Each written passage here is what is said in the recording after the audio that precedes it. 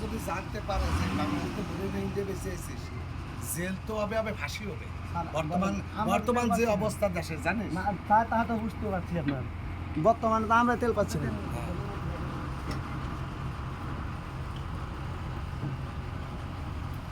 এই যে আপনার 150 লিটার তেল আপনার 7 পাম্প থেকে পেয়েছে আপনার। এই যে কে দিয়েছে 20 টাকা, কে দিয়েছে 30 টাকা, কে দিয়েছে 10 টাকা দিয়ে মানে তেল নিলাম।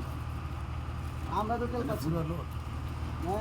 আর দেখা গেছে 15-20 টাকা যাবে আপনার রাত সাইড লোড দেওয়া নিচ্ছে। হ্যাঁ, তা এই তেল যদি ইন্ডিয়া তুই বেঁচে আসিস, না না স্যার বলেন, আমরা তো তেল পাচ্ছি না, আমরা কীভাবে তেল নেব? তাহলে আর করবি কি হবে? তেল তেল তেল পাচ্ছি, তেল নেব বন্ধ।